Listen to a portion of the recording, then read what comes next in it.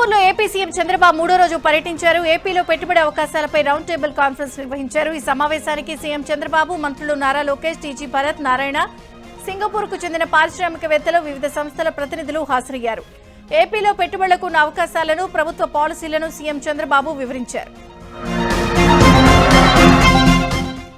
ఎస్ఐఏ engineering ప్రతినిధులతోనూ CM Chandrababu భేటీ అయ్యారు. Data సెంటర్లు, IT కంపెనీల ఏర్పాటుకు ఏపీ అనుకూలమని సింగపూర్ పారిశ్రామికవేత్తలకు సీఎం చంద్రబాబు తెలిపారు. విశాఖలో ఐటీ కంపెనీల స్థాపనకు అవసరమైన ఎకోసిస్టమ్ ఏర్పాటు చేశామని, డేటా సెంటర్ల ఏర్పాటుకు విశాఖ అత్యుత్తమ ప్రదేశమని చంద్రబాబు వివరించారు. దేశంలోనే తొలి క్వాంటమ్ వ్యాలీని అమరావతిలో ఏర్పాటు చేస్తున్నట్టు చంద్రబాబు స్పష్టం చేశారు. 2026 జనవరి నాటికల్లా ప్రారంభమయ్యే క్వాంటమ్ వ్యాలీ ఎకోసిస్టంలో సింగపూర్ కంపెనీల పెట్టుబడులకు అవకాశం ఉందని సీఎం చంద్రబాబు చెప్పారు. ఏఏ సింగపూర్ సంస్థను ఏపీకి రావాలంటూ సీఎం చంద్రబాబు ఆహ్వానించారు. సింగపూర్ పర్యటనలో ఏపీ సీఎం చంద్రబాబు ఆ దేశ అధ్యక్షుడు ధర్మన్ షణ్ముగరత్నంతో భేటీ అయ్యారు. సింగపూర్ నుంచి ఏపీకి వివిధ రంగాల్లో సహకారం, భాగస్వామ్యంపై ఈ భేటీలో ప్రధానంగా చర్చించారు. ఈ సమావేశంలో మంత్రులు నారా లోకేష్, నారాయణ, టీజీ భరత్ కూడా పాల్గొన్నారు. మరోవైపు విల్మార్ ఇంటర్నేషనల్ సంస్థ గ్రూప్ హెడ్ రాహుల్ కలేతా కూడా సీఎం చంద్రబాబు చర్చలు జరిపారు. ఏపీకి సంబంధించిన పలు అంశాలతో ఆయనతో మాట్లాడారు. అమరావతిలో హంద్రీనీవా, వెలిగొండ ప్రాజెక్టుల పనుల పురోగతిపై మంత్రి నిమ్మల రామానాయుడు సమీక్ష నిర్వహించారు. వైసీపీ గత 5 ఏళ్ల పాలనలో చేయలేని పని మొదటి ఏడాదిలోనే పూర్తి చేశామని మంత్రి తెలిపారు. హంద్రీనీవా కాలువ కృష్ణా జలాలతో నిండుగా ప్రవహిస్తూ ఉంటే రాయలసీమ ప్రజలు హారతులతో స్వాగతం పలుకుతున్నారని మంత్రి నిమ్మల తెలిపారు. ఢిల్లీలో బీజేపీ ఎంపీ సీఎం రమేష్ తో ఒడిశా గవర్నర్ హరిబాబు భేటీ అయ్యారు. హరిబాబును తన నివాసానికి మర్యాదపూర్వకంగా ఆహ్వానించిన సీఎం రమేష్ ఆయన ఘనంగా సత్కరించారు. ఈ సమావేశంలో కేంద్ర మంత్రి శ్రీనివాస్ వర్మ, బీజేపీ రాజ్యసభ ఎంపీ పాకా సత్యనారాయణ పాల్గొన్నారు. ప్రైవేటు స్కూళ్లకు ధీటుగా ప్రభుత్వ పాఠశాలను అభివృద్ధి చేయడమే కూటమి ప్రభుత్వ లక్ష్యమని మంత్రి గొట్టిపాటి రవికుమార్ అన్నారు. బాపట్ల జిల్లా కొరిసపాడు మండలం తిమ్మనపాలెం జిల్లా పరిషత్ ఉన్నత పాఠశాలలో కేసీ పుల్లయ్య ఫౌండేషన్ అసిస్ట్ సౌజన్యంతో ఏర్పాటు చేసిన సైకిళ్లను 131 మంది బాలబాలికలకు అందజేశారు. కూటమి ప్రభుత్వం ప్రభుత్వ పాఠశాల విద్యార్థులకు మెరుగైన విద్యను అందించేందుకు చర్యలు చేపడుతుందని మంత్రి గొట్టిపాటి చెప్పారు. సెంట్రల్ యూనివర్సిటీ ఆంధ్రప్రదేశ్కు గర్వకారణమని కేంద్ర విద్యాశాఖ మంత్రి ధర్మేంద్ర ప్రధాన్ అన్నారు. అనంతపురం జిల్లా బుక్కరాయి సముద్ర మండలం జంతులూరు వద్ద రాష్ట్ర విభజన తర్వాత 492 ఎకరాల్లో ఏర్పాటు చేసిన సెంట్రల్ యూనివర్సిటీని ఆయన వర్చువల్ గా ప్రారంభించారు. గత 5 ఏళ్లు వైసీపీ ప్రభుత్వం యూనివర్సిటీ అభివృద్ధి పనులను విస్మరించిందని అన్నారు. గతంలో కంటే మెరుగైన సౌకర్యాలతో సెంట్రల్ యూనివర్సిటీ విద్యాపరంగానూ మౌలిక సదుపాయాల కల్పనలోనూ చాలా అభివృద్ధి చెందిందని విద్యార్థులు సంతోషం వ్యక్తం చేశారు. ఏలూరు జిల్లా ద్వారకా తిరుమల మండలం తిమ్మాపూర్ గ్రామంలో గోపాలపురం ఎమ్మెల్యే మద్దిపాటి వెంకటరాజు పర్యటించారు. ఈ సందర్భంగా 11,92,115 రూపాయల సీఎంఆర్ఎఫ్ చెక్కులకు లబ్ధిదారులకు అందించారు. వారికి ఎప్పుడూ ప్రభుత్వం అండగా ఉంటుందని భరోసా ఇచ్చారు. పార్టీలకు అతీతంగా వైసీపీ కార్యకర్త కుమారుడికి వైద్యం కోసం 4 లక్షలు అందించారు. ఈ సందర్భంగా వైసీపీకి చెందిన పలువురు కార్యకర్తలు ఎమ్మెల్యే మద్దిపాటి సమక్షంలో టీడీపీలో చేరారు. ప్రభుత్వ వేధింపులపై త్వరలో యాప్ తెస్తామని వైసీపీ అధ్యక్షుడు జగన్ అన్నారు. ప్రభుత్వ వేధింపులు, అన్యాయాలను యాప్లో నమోదు చేస్తామన్నారు. తమ ప్రభుత్వ అధికారంలోకి రాగానే ఫిర్యాదులు పరిశీలిస్తామని చెప్పారు. తప్పు చేసిన వారందరికీ సినిమా చూపించడం ఖాయమని జగన్ చెప్పారు. విశాఖ సంఘం శరత్ థియేటర్ కి హరిహర వీరమల్లు చిత్రాన్ని వీక్షించేందుకు ఎమ్మెల్సీ నాగబాబు వచ్చారు. విశాఖలో తాను ఈ సినిమాను చూస్తున్నానని, ఈ సినిమా ధర్మం కోసం పోరాడిన సామాన్యుడు, వీరుడి కథ అన్నారు. పవన్ కళ్యాణ్ ఈ సినిమా కోసం డెడికేషన్ తో పనిచేశారని, కోహినూర్ డైమండ్ కోసం ఈ సినిమా తీశారని అన్నారు. ఒక్కసారి ప్రజాదరణ పొందిన తర్వాత ఎవరేం చెప్పినా పట్టించుకోరని అన్నారు. వైసీపీ గురించి మాట్లాడటం టైం వేస్ట్ పని అని నాగబాబు అన్నారు. భీమవరం మున్సిపల్ టౌన్ ప్లానింగ్ అధికారులపై PSC chairman, Bhimavaram MLA Pulaparthi Ramanjaneyulu మండిపడ్డారు. టౌన్ ప్లానింగ్ అధికారుల అవినీతి ఎక్కువైందని, లక్షలు డిమాండ్ చేస్తున్నారని ఆగ్రహం వ్యక్తం చేశారు. అవినీతి అక్రమాలకు పాల్పడే వారిని నిర్దాక్షిణ్యంగా ఏసీబీ అధికారులకు పట్టిస్తానని హెచ్చరించారు. దీనిపై కమిషనర్ దృష్టి సారించి చర్యలు చేపట్టాలని సూచించారు. లేని పక్షంలో భీమవరంలో ఎవరు ఇల్లు కట్టుకోలేరని ఎమ్మెల్యే హెచ్చరించారు. ఆరోగ్యంగా ఉండాలంటే ప్రతిరోజు వ్యాయామం ఎంతో అవసరమని డిప్యూటీ స్పీకర్ రఘురాం కృష్ణంరాజు అన్నారు. పశ్చిమ గోదావరి జిల్లా ఉండి నియోజకవర్గంలో ప్రజల సమస్యలను తీరుస్తూ ఎన్నో అభివృద్ధి కార్యక్రమాల్లో పాల్గొంటూ ఉదయం, సాయంత్రం వేళల్లో క్రమం తప్పకుండా పికిల్ బాల్ కోర్టులో గంటపాటు పికిల్ బాల్ ఆడుతున్నారు. ఉండిలోని ప్రజలంతా ఆరోగ్యంగా ఉండాలనే ఉద్దేశంతో ప్రతి గ్రామంలో మంచినీటి చెరువు, దాని చుట్టూ వాకింగ్ ట్రాక్ ఏర్పాటు చేశారు. ప్రజలు ప్రతిరోజు వ్యాయామం చేసి ఆరోగ్యంగా ఉండాలని రఘురామ సూచిస్తున్నారు. నెల్లూరు రూరల్ ఎమ్మెల్యే కోటమిరెడ్డి శ్రీధర్ రెడ్డి ఔదార్యం చాటుకున్నారు. అర్ధరాత్రి దంపతుల ఫోన్ కాల్ కు వేగంగా స్పందించి వారికి సాయం చేశారు. బైక్ పై వెళ్తున్న భార్యాభర్తలను ట్రాఫిక్ పోలీసులు ఆపి డ్రంక్ అండ్ డ్రైవ్ కింద 10,000 రూపాయల ఫైన్ చెల్లించాలని చెప్పారు. అనంతరం బైక్ ను స్వాధీనం చేసుకుని వెళ్లిపోయారు. దీంతో దంపతులను కోటంరెడ్డికి ఫోన్ చేసి తమ గోడు వెళ్లబోసుకున్నారు. వెంటనే కోటంరెడ్డి అక్కడికి చేరుకుని భార్యాభర్తలను తన కారులో ఎక్కించుకుని బైక్ ఉన్న ప్రాంతానికి వెళ్లారు. అక్కడ పోలీసులపై తీరుపై మండిపడ్డారు కోటంరెడ్డి. బైక్ ను దంపతులకు తిరిగిప్పించారు. దీంతో ఎమ్మెల్యే కోటంరెడ్డికి భార్యాభర్తలు ధన్యవాదాలు తెలిపారు. ఆంధ్రప్రదేశ్ బాక్సింగ్ అసోసియేషన్ నూతన కార్యవర్గం ఎన్నికల్లో వెంకటేశ్వరరావు అధ్యక్షుడిగా ఎన్నికయ్యారు. అయితే స్టేట్ బాడీలో అందరూ ఏకగ్రీవంగా ఎన్నికయ్యారని అసోసియేషన్ ప్రెసిడెంట్ వెంకటేశ్వరరావు చెప్పారు. బాక్సింగ్ ను ఆంధ్రప్రదేశ్లో ప్రమోట్ చేయడమే తమ కర్తవ్యమన్నారు. ఏకగ్రీవంగా ఎన్నికైన సభ్యుల వివరాలను మీడియా ముందు ప్రకటించారు. అనంతరం వారందరినీ ఘనంగా సత్కరించారు. విశాఖ జీవీఎంసీలో కూటమి మేయర్ పీఠాన్ని దక్కించుకున్న తర్వాత మొదటిసారి స్టాండింగ్ కమిటీ సమావేశమైంది. ఈ సమావేశంలో పోటీ చేసే అభ్యర్థులను ఖరారు చేశారు. పార్టీలు బలాబలాలను ఆధారంగా స్టాండింగ్ కౌన్సిల్ ఎన్నికల కోసం నామినేషన్లు దాఖలు చేశారు. టీడీపీ నుంచి 8 మంది, బీజేపీ, జనసేన నుంచి ఒక్కొక్క అభ్యర్థి నామినేషన్ వేశారు. హైదరాబాద్ నగరాన్ని కాలుష్యరహితంగా మార్చేందుకు అవసరమైన సంస్కరణలు తీసుకురావాలని సీఎం రేవంత్ రెడ్డి అన్నారు. వచ్చే 25 ఏళ్ల అవసరాలను దృష్టిలో ఉంచుకుని ప్రణాళికలు సిద్ధం చేయాలని సీఎం ఆదేశించారు. Under ground drainage, under current cabling చేసేందుకు చర్యలు తీసుకోవాలని, కో అర్బన్ రీజియన్లో కాలుష్య నియంత్రణకు శాశ్వత పరిష్కారం చూపాలని అధికారులను సీఎం ఆదేశించారు. అలాగే దీనికోసం ఢిల్లీ, బెంగళూరు, చెన్నై వంటి నగరాల్లో సమస్యలను అధ్యయనం చేయాలని సీఎం సూచించారు. అట్లూరు లక్ష్మణ్ నల్గొండ జిల్లాకు ఇన్ఛార్జి మంత్రిగా రావడం అదృష్టంగా భావిస్తున్నానని మంత్రి ఉత్తమ్ కుమార్ రెడ్డి అన్నారు. ఉమ్మడి నల్గొండ జిల్లాలో నూతన రేషన్ కార్డు పంపిణీ కార్యక్రమంలో ఆయన పాల్గొన్నారు. దేశంలో ఏ రాష్ట్రంలోనూ సన్నబియ్యం ఇచ్చిన దాఖలాలు లేవని, తెలంగాణలో ప్రతి పేదవాడికి సన్నబియ్యం పంపిణీ జరుగుతుందన్నారు. గత 10 ఏళ్లలో ఒక్కొక్కరికి రేషన్ కార్డు ఇవ్వలేదని విమర్శించారు. నూతనంగా 7,90,000 రేషన్ కార్డులు ఇస్తున్నామని మంత్రి ఉత్తమ్ తెలిపారు. బీజేపీ ఎంపీ సీఎం రమేష్ సవాల్పై కేటీఆర్ ఎందుకు స్పందించడం లేదని మంత్రి సీతక్క ప్రశ్నించారు. బీజేపీ బీఆర్ఎస్ విలీనంపై ఆధారాలతో సహా నిరూపిస్తానని సీఎం రమేష్ చెప్తూ ఉంటే ఎందుకు మాట్లాడలేదన్నారు. హుజూరాబాద్లోని ఎంజేపీ పాఠశాలలో విద్యార్థులను ఎలుకలు కొరికిన ఘటనపై ఎమ్మెల్యే పాడి కౌశిక్ రెడ్డి ఆగ్రహం వ్యక్తం చేశారు. గురుకుల పాఠశాలను ఎమ్మెల్యే పాడి కౌశిక్ రెడ్డి సందర్శించారు. ఎలుకలు కరిచిన 10 మంది స్టూడెంట్స్ తో మాట్లాడారు.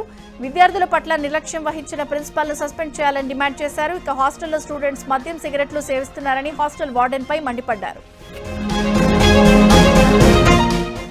బీసీ బిల్లు సాధన కోసం 72 గంటలు నిరాహార దీక్ష చేస్తానని ఎమ్మెల్సీ కవిత తెలిపారు. వచ్చే నెల 4 నుంచి 6 వరకు హైదరాబాద్ లో నిరాహార దీక్ష చేస్తానని చెప్పారు. కేంద్ర రాష్ట్ర ప్రభుత్వాలపై ఒత్తిడి పెంచేందుకు నిరాహార దీక్ష చేస్తానన్నారు.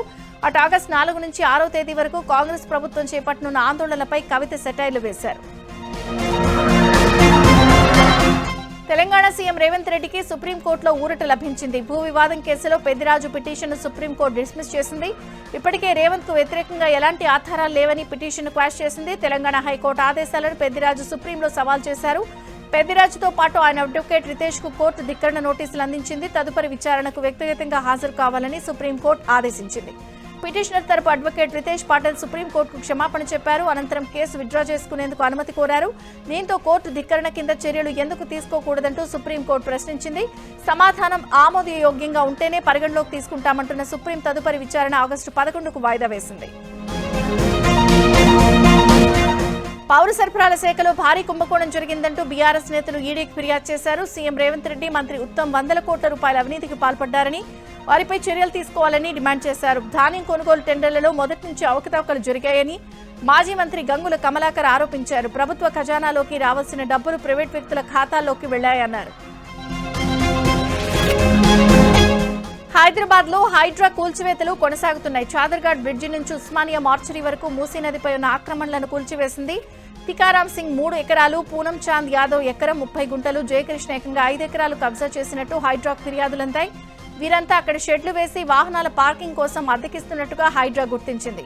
దీంతో రంగంలోకి దిగి ఆక్రమణలు తొలగించింది. అయితే వీరంతా హైకోర్టును ఆశ్రయించగా కూల్చివేతలు ఆపాలని న్యాయస్థానం ఆదేశించింది.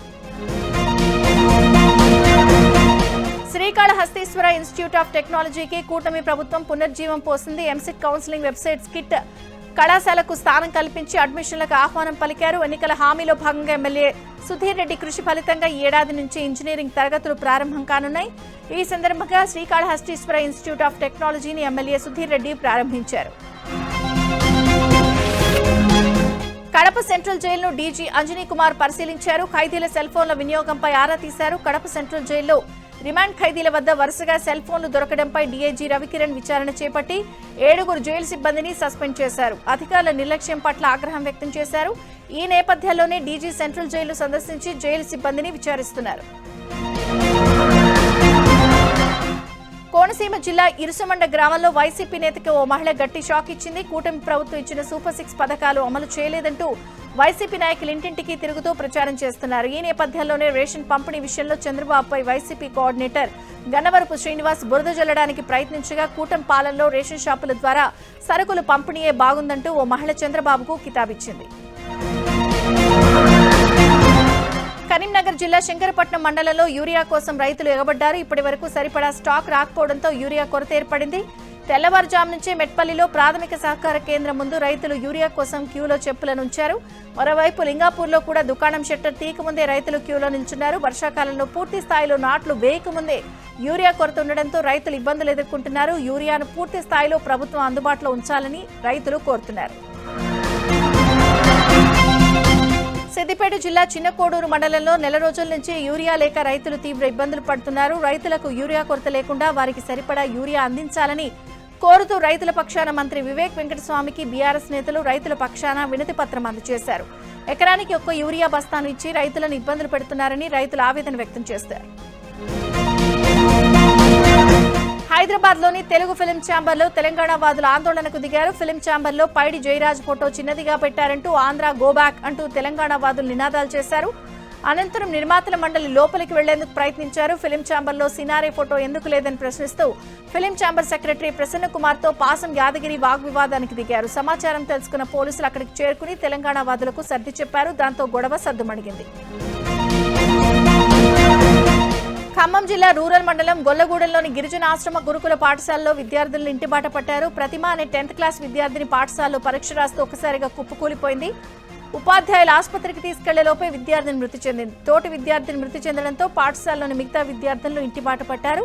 తల్లిదండ్రులు పాఠశాలకు వచ్చి తమ పిల్లలు వెంట తీసుకెళ్లారు. ఆశ్రమ పాఠశాలలో మొత్తం 421 మంది విద్యార్థులుండగా 17 మంది ఉపాధ్యాయులున్నారు. చదువుల్లో ఏ ఒక్క విద్యార్థి వెనకబడకూడదు అనే ఉద్దేశంతో స్కూల్ ఉపాధ్యాయులు వినూత్న ఆలోచనకు తెరతీశారు. బాపట్ల జిల్లా పరచూరు మండలం అడుసుమిల్లిలోని జిల్లా పరిషత్ పాఠశాలలో తరగతి గదుల్లో పాత పద్ధతి అయిన బ్యాక్ బెంచ్ విధానాన్ని ఎత్తేశారు. వృత్తాకారంలో బెంచ్లను ఏర్పాటు చేసే విద్యార్థులకు బోధిస్తున్నారు. తొలుత కేరళ రాష్ట్రంలో ఈ విధానాన్ని ప్రారంభించగా ఇప్పుడు తెలుగు రాష్ట్రాల్లోని పలు స్కూళ్లలో ఈ విధానాన్ని అవలంబిస్తున్నాయి. మావోయిస్టు వారోత్సవాల నేపథ్యంలో మంచిర్యాల, కొమరం భీం జిల్లాల పోలీసులు అలర్ట్ అయ్యారు. ప్రస్తుతం నక్సల్స్ కదలికలు పెద్దగా లేకపోయినా అనుమానిత ప్రాంతాల్లో నిఘా పెంచారు. నక్సల్ బరి ఉద్యమ వ్యవస్థాపకుడు చార్ మజుందార్ విప్లవ పోరాటాలకు బీజం వేసిన కన్హాయ్ చటర్జీలను స్మరించుకునేందుకు ప్రతి ఏటా జూలై 28 నుంచి ఆగస్టు 3 వరకు అమరవీరుల వారోత్సవాలను నిర్వహించడం ఆనవాయితీగా వస్తోంది. ఈ క్రమంలో వారోత్సవాలను విజయవంతం చేయాలని మావోయిస్టు అమరులను స్మరించుకోవాలని పిలుపునిస్తూ మావోయిస్టు పార్టీ లేఖ విడుదల చేసింది. 75వ వన మహోత్సవంలో భాగంగా తన పుట్టినరోజును పురస్కరించుకుని సింగరేణి సీఎండీ ఎన్ బలరాం కొత్తగూడెం జీకేఓసీ పరిసరాల్లో మొక్కలు నాటారు. ఇప్పటివరకు సింగరేణి ప్రాంతాల్లో 20,000 మొక్కలు నాటినట్లు బలరాం చెప్పారు. ఒక సివిల్ సర్వెంట్ గా బలరాం నాయక్ 20,000 మొక్కలు నాటిన సందర్భంగా గిన్నిస్ బుక్ ఆఫ్ వరల్డ్ రికార్డును విశ్వగురు వరల్డ్ రికార్డ్ సంస్థ వారు అందజేశారు. పాఠశాల విద్యాస్థాయి నుంచి మొక్కలు నాటడం అలవాటు చేసుకున్నానని బలరాం నాయక్ తెలిపారు. నాసా ఇస్రో సంయుక్తంగా రూపొందించిన నిసార్ ఉపగ్రహ ప్రయోగానికి ఇస్రో సిద్ధమవుతోంది. తిరుపతి జిల్లా శ్రీహరికోటలోని సతీష్ ధవన్ అంతరిక్ష కేంద్రం షార్ నుంచి జిఎస్ఎల్వి F-16 రాకెట్ ప్రయోగాన్ని చేపట్టనుంది. ఈ రాకెట్ ద్వారా రేపు సాయంత్రం నిసార్ ఉపగ్రహాన్ని అంతరిక్షంలోకి పంపనుంది. షార్లోని 2వ ప్రయోగ వేదిక నుంచి రేపు సాయంత్రం 5:40 రాకెట్ నింగిలోకి దూసుకెళ్లనుంది. ISRO chairman doctor C Narayanan నిన్న షార్కు చేరుకుని ప్రయోగ సన్నాహాల్లో పాల్గొన్నారు. రాకెట్లోని అన్ని వ్యవస్థల పనితీరు తదితర అంశాలపై చర్చించిన అనంతరం ప్రయోగానికి గ్రీన్ సిగ్నల్ ఇచ్చారు. అమెరికా శాస్త్రవేత్తలు కూడా షార్కు చేరుకున్నారు. తిరుమల శ్రీవారికి ఓ చెన్నై భక్తుడు భారీ విరాళం అందించాడు. తిరుమల వెంకన్నకు 2.4 కోట్ల రూపాయల విలువైన 2.5 కిలోల బరువున్న బంగారు శంకు చక్రాలను ప్రత్యేకంగా తయారు చేయించిచ్చాడు. సుదర్శన్ ఎంటర్ప్రైజెస్ కు చెందిన యాజమాన్యం ఈ కానుకలను శ్రీవారి పాదాల వద్ద ఉంచి ఆశీస్సులు తీసుకుంది. అనంతరం శ్రీవారి ఆలయం రంగనాయకుల మండపంలో ఈ ఆభరణాలను టీటీడీ అదనపు ఈవో వెంకయ్య చౌదరికి అందించారు. ఎగువ నుంచి వస్తున్న భారీ వరద ప్రవాహంతో నాగార్జునసాగర్ జలాశయం నిండు కుండలా మారింది. దీంతో ప్రాజెక్టు క్రస్ట్ గేట్లు ఎత్తి నీటిని దిగువకు విడుదల చేశారు. మంత్రులు ఉత్తమ్ కుమార్ రెడ్డి, అడ్డూరి లక్ష్మణ్, పలువురు ఉన్నతాధికారులు కలిసి గేట్లెత్తి నీటిని విడుదల చేశారు. ప్రాజెక్టు పూర్తి సామర్థ్యం 590 అడుగులకు గాను ప్రస్తుతం 586.60 అడుగులకు చేరుకుంది. ప్రాజెక్టు గేట్లెత్తిన నేపథ్యంలో దిగువ భాగంలో లోతట్టు ప్రాంతాల ప్రజలు అప్రమత్తంగా ఉండాలని అధికారులు హెచ్చరికలు జారీ చేశారు. నిర్మల్ విశ్వనాథ్ పేట గుట్టపై చిరుత సంచారం కలకలం రేపింది. బండరాళ్లపై సంచరిస్తూ స్థానికులకు చిరుత కనిపించింది. దీంతో దాని కదలికలను వారి మొబైల్ ఫోన్లో చిత్రీకరించారు. చిరుత సంచారంతో స్థానికులు తీవ్ర భయాందోళనకు గురయ్యారు. తుంగభద్ర నదిలో మొసలి కలకలం రేపింది. పాత ఊరు వెంకటేశ్వర స్వామి దేవాలయం సమీపంలోని తుంగభద్ర నదిలో మరబోటు వేస్తున్న వారికి మొసలి కనిపించడంతో భయంతో వెనుదిరిగి ఒడ్డుకు చేరుకున్నారు. మంత్రాలయం రాఘవేంద్ర స్వామి దర్శనానికి అధిక సంఖ్యలో వచ్చే భక్తులు తుంగభద్ర నదిలో పుణ్య స్నానాలు ఆచరిస్తారు. భక్తులకు ఎలాంటి ప్రమాదం జరగకుండా మొసలిని పట్టుకోవాలని అధికారులను కోరుతున్నారు. శంషాబాద్ ఎయిర్పోర్ట్ వినూత్న కార్యక్రమానికి శ్రీకారం చుట్టింది. ప్రయాణికుల కోసం థెరపీ డాగ్స్ ఏర్పాటు చేశారు. ప్రయాణికుల ఆందోళన తగ్గించేందుకు ఈ డాగ్స్ ఉపయోగపడుతున్నాయి. ఫ్లైట్లోకి ఎక్కే ముందు గందరగోళం బెంగతో ఉంటే ఈ ఫ్రెండ్లీ డాగ్స్ ప్రయాణికులను విశ్రాంతి కలిగిస్తాయి. ఛత్తీస్గఢ్లోని సుక్మా జిల్లాలో పోలీసులు మావోయిస్టుల మధ్య ఇవాళ ఎదురు కాల్పులు జరిగాయి. ఓవైపు మావోయిస్టులు అమరవీరుల వారోత్సవాలు నిర్వహిస్తూ ఉండగా ఎదురు కాల్పులు చోటు చేసుకున్నాయి. డీఆర్జీ, సీఆర్పీఎఫ్, ఎన్టీఎఫ్ బృందాలు సంయుక్తంగా కూంబింగ్ చేపట్టాయి. మావోయిస్టులను బలగాలు చుట్టుముట్టాయి. ఈ నెల 28 నుంచి ఆగస్టు 3 వరకు మావోయిస్టుల అమరవీరుల వారోత్సవాలకు పిలుపునిచ్చారు. ఈ నేపథ్యంలో బస్తర్లోని పోలీస్ బలగాలు అప్రమత్తంగా ఉన్నాయి. సికింద్రాబాద్ లోని ఇండియన్ స్పర్మ్ టెక్ లో పోలీసులు తనిఖీలు చేపట్టారు. క్లూస్ టీం సహాయంతో గోపాలపురం పోలీసులు ఆధారాలను సేకరించే పనిలో నిమగ్నమయ్యారు. పలువురు నుంచి సేకరించిన వీర్య కణాలకు సంబంధించిన 3 డబ్బాలు, ఆధార్ కార్డులను గుర్తించి స్వాధీనం చేసుకున్నారు. నిర్వాహకుడిగా ఉన్న పంకజ్ ను పోలీసులు అరెస్ట్ చేసి విచారిస్తున్నారు. ఇళ్లను కొల్లగొట్టి చోరీలకు పాల్పడుతున్న దొంగను తిరుపతి జిల్లా పోలీసులు పట్టుకున్నారు. 27 లక్షల విలువైన 248.7 గ్రాములకు బంగారం నగలు, 3 ద్విచక్ర వాహనాలు స్వాధీనం చేసుకున్నారు. నిందితుడు మీదూరి సునీల్ నెల్లూరు జిల్లాకు చెందిన వ్యక్తిగా గుర్తించారు. సునీల్ పై 37 కేసులుండగా 9 కేసుల్లో సొత్తును రికవరీ చేసినట్లు జిల్లా ఎస్పీ హర్షవర్ధన్ రాజు చెప్పారు. హైదరాబాద్ నాంపల్లి మార్కెట్ సమీపంలోని ఇంట్లోకి ఒక దొంగ చొరబడ్డారు. ఎయిర్ కండిషనర్ ఇండోర్ యూనిట్ ను దొంగలించాడు. ఈ సంఘటన మొత్తం సీసీటీవీ ఫుటేజ్ లో రికార్డ్ అయ్యింది. ఈ సంఘటన హబీబ్ నగర్ పోలీస్ స్టేషన్ పరిధిలో జరిగింది. మహబూబాబాద్ జిల్లా తొర్రూరు అభ్యాస్ పాఠశాల హాస్టల్లో విషాదం జరిగింది. 10th విద్యార్థి వెంకట చైతన్య ఎలుకల మందు తాగి ఆత్మహత్య చేసుకున్నాడు. దీంతో స్కూల్ గేట్ ముందు విద్యార్థి మృతదేహంతో బంధువులు ఆందోళన చేశారు. విద్యార్థి ఆత్మహత్యకు పాఠశాల యాజమాన్యమే కారణమని చర్యలు తీసుకోవాలని డిమాండ్ చేశారు. సంఘటన స్థలానికి చేరుకున్న పోలీసులు కేసు నమోదు చేసి దర్యాప్తు చేస్తున్నారు. అంబేద్కర్ కోనసీమ జిల్లా రాయవరం మండలం మార్చవరం గ్రామంలో దారుణం జరిగింది. 10వ తరగతి చదువుతున్న ఓ బాలికను ప్రైవేట్ స్కూల్ కరెస్పాండెంట్ గర్భవతిం చేశాడు. ఎవరికైనా చెప్తే చంపేస్తానని బెదిరించాడు. బాలిక ఆరోగ్య పరిస్థితిలో మార్పు రావడంతో తల్లిదండ్రులు వైద్య పరీక్షలు చేయించారు. గర్భవతి అని నిర్ధారణ కావడంతో పోలీసులకు ఫిర్యాదు చేశారు. కరెస్పాండెంట్ షాజీ జయరాజును కఠినంగా శిక్షించాలని మహిళా సంఘాలు డిమాండ్ చేస్తున్నాయి. ఘటనపై జిల్లా విద్యాశాఖ అధికారులు విచారణ చేపట్టారు. పహల్గామ్ అమానుష ఘటనకు సంబంధించి 3 ఉగ్రవాదులు హతమయ్యారని కేంద్ర హోంశాఖ మంత్రి అమిత్ షా పార్లమెంట్లో ప్రకటించారు. కీలక నిందితుడు సులేమాన్ను హతమార్చామని చెప్పారు. ఆపరేషన్ మహదేవ్ ద్వారా వారిని మట్టుపెట్టిన భద్రతా బలగాలు జమ్మూ కాశ్మీర్ పోలీసులకు అభినందనలు తెలియజేశారు. అలాగే వారు పాకిస్తాన్ నుంచి వచ్చారు అనేందుకు తమ ప్రభుత్వం వద్ద ఆధారాలున్నాయన్నారు. ఆపరేషన్ సింధూర్ పై హోంమంత్రి అమిత్ షా లోక్సభలో చేసిన ప్రసంగంపై ప్రధాని మోదీ స్పందించారు. ఉగ్రవాదులను ఏరివేయడంలో ఆపరేషన్ మహదేవ్, ఆపరేషన్ సింధూర్ కీలక పాత్ర పోషించాయని స్పష్టం చేశారు. వీటి గురించి హోంమంత్రి సుదీర్ఘ వివరణ ఇచ్చారని అన్నారు. దేశ భద్రతపై భరోసా కల్పించేందుకు ప్రభుత్వం చేస్తున్న ప్రయత్నాలను ఆయన తన ప్రసంగంలో సవివరంగా చెప్పారని అన్నారు. దేశంలో ఉగ్రమూలాలు దెబ్బతీస్తే మరి ఉగ్రవాదులు పహల్గాం వరకు వచ్చి ఎలా దాడి చేశారంటూ కాంగ్రెస్ అధ్యక్షుడు రాజ్యసభ ప్రతిపక్ష నేత మల్లికార్జున ఖర్గే ప్రశ్నించారు. పహల్గాంలో భద్రతాపరమైన లోపాలకు హోంమంత్రి అమిత్ షా బాధ్యత వహించాలని డిమాండ్ చేశారు. ఆపరేషన్ సింధూర్ పై చర్చ సందర్భంగా రాజ్యసభలో ఖర్గే ప్రసంగించారు. ఆపరేషన్ సింధూర్ సమయంలో దేశ సాయుధ దళాల శౌర్య పరాక్రమాలను ఇండియా కూటమి ప్రశంసించిందని, దేశ ప్రయోజనాల కోసం కేంద్రానికి మద్దతిచ్చిందని గుర్తు చేశారు.